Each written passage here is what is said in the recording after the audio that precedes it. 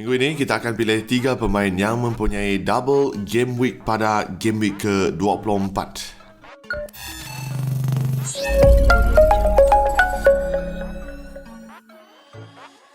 Okey, selamat datang ke satu lagi episod di FPL Borneo di mana kita akan bermula dengan ceritakan sebab sedikit tentang pemain yang kita pilih pada dua minggu yang lepas ya, iaitu game week ke-23 dan 22, di mana pada pilihan backnya kita pilih Diaz, di mana Diaz mempunyai 6 poin hasil daripada 90 minit permainan dan 1 clean sheet ketika mereka menang 0-2 bermain away di Burnley, dan kemudian hanya 1 poin ketika Manchester City menang atas Liverpool 1-4, dan Diaz hanya mendapat 1 poin hasil pada 90 minit permainan.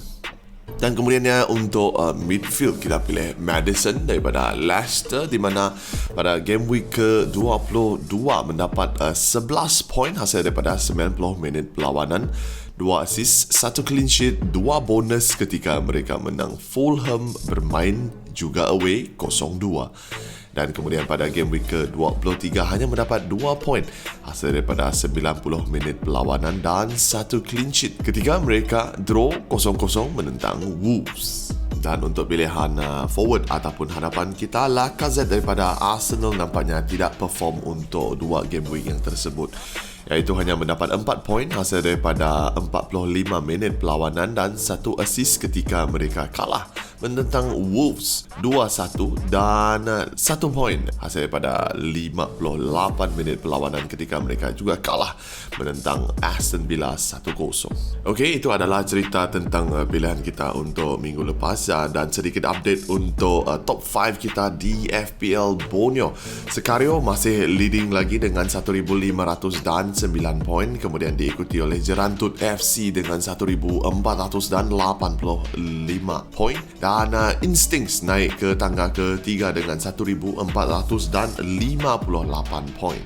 Dan kemudian diikuti oleh Hot Dog FC yang kini mempunyai 1,452 poin, dan di kedudukan nombor 5 Itali 3 dengan 1,450 poin. Okey, kita mulakan dahulu dengan pilihan pemain back kita, iaitu Ben Mee daripada Burnley yang hanya dimiliki 3.5% pengurus seluruh FPL dan kini bernilai 5 juta. Pada double game week yang akan datang, Burnley akan menentang Crystal Palace bermain away dan Fulham bermain home. Dan setakat ini, Mee telah bermain 16 perlawanan, 2 gol, 6 clean sheet, dan kini mempunyai 69 poin sebagai seorang pemain back. Okey, dan sekiranya kita lihat opponent untuk Burnley, iaitu Crystal Palace pada game week yang akan datang ya. Crystal Palace nampak goyah dalam beberapa game week yang lepas. Kalah 2-0 menentang Leeds di game week ke-23, manakala Fulham yang kini duduk di kawasan relegation seri dengan West Ham 0-0 dan kalah dengan Leicester 0-2 pada game week yang lepas. Mee tidak dimiliki mana-mana top 5 pengurus FPL Borneo kecuali Jerantut FC. Dan kemudian kini pilihan midfield ataupun tengah, Sterling daripada Manchester City yang kini bernilai 11.6 juta dan dimiliki 12.3% pengurus seluruh FPL. Satu lagi pemain yang mempunyai double game week pada game week ke-24 nanti, walaupun menentang Tottenham Spurs bermain home dan Everton bermain away, selepas ini mungkin menjadi fixture yang agak mencabar. Tetapi dengan form yang Manchester City kini miliki, kita di FPL Borneo pasti Sterling akan sekurang-kurangnya sumbangkan assist dalam kedua-dua match ini. Sekiranya kita tengok stats Raheem Sterling, kini dia memiliki 113 poin selepas 2 game week yang lepas mendapat 8 poin dalam setiap game, 8 gol, 6 assist dan 10 clean sheet.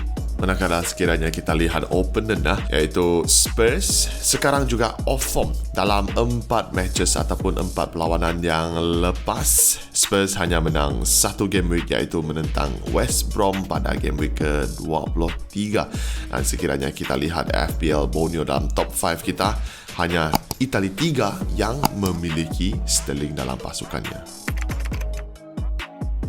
Dan kini kita beralih ke pilihan forward ataupun hadapan DCL, nama yang sudah lama tidak disebut. Dominic Calvert-Lewin daripada Everton yang masih lagi dimiliki oleh 42.8% pengurus-pengurus seluruh FPL yang kini bernilai 7.7 juta. Juga double game week untuk Everton iaitu akan menentang Fulham bermain di home dahulu, kemudian Manchester City bermain di home. Dan pada game week yang seterusnya akan menentang rival Liverpool bermain away. So pilihan Dominic Calvert-Lewin ini agak berisiko ya. Tapi sekiranya kita lihat stats Dominic Calvert-Lewin, dia meletup pada permulaan musim dan kemudian slow down sedikit di tengah-tengah musim dan kini nampak kembali hangat. Pada game week ke-22 kita lihat DCL dapat 9 poin selepas kemenangan ke atas Leeds dan 12 poin selepas mereka draw 3-3 menentang Manchester United. So untuk perlawanan menentang Fulham, kita pasti Everton akan menang, tetapi untuk perlawanan menentang Manchester City, kita hanya target DCL skor sahaja. Dan sekiranya kita lihat top 5 FPL Borneo kita, Instincts dan Hot Dog FC memiliki DCL. Dan pilihan terakhir kita iaitu pilihan captain dengan double game week yang akan datang untuk pasukan Manchester City. Saya akan serahkan captain armband untuk Ilkay Gundogan. Walaupun miss penalty pada minggu lepas, tetapi masih memperolehi 13 poin menentang Liverpool. So Gundogan saya pasti akan masih kekal on form pada game week yang akan datang, iaitu sekali lagi Manchester City akan menentang Tottenham bermain home dan Everton bermain away. Okey, itu saja untuk minggu ini. Sekali lagi kita ucapkan terima kasih kepada yang mendengar satu lagi episod di FPL Borneo. Sekiranya ada idea, komen ataupun ada apa-apa saja yang ingin dinyatakan, letakkanlah di ruang komen di bawah.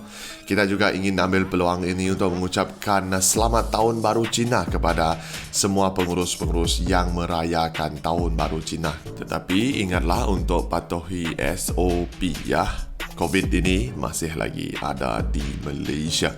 Dengan itu, sekali lagi kita ucapkan semoga berjaya untuk semua pengurus-pengurus yang mendengar dan salam hormat daripada FPL Borneo.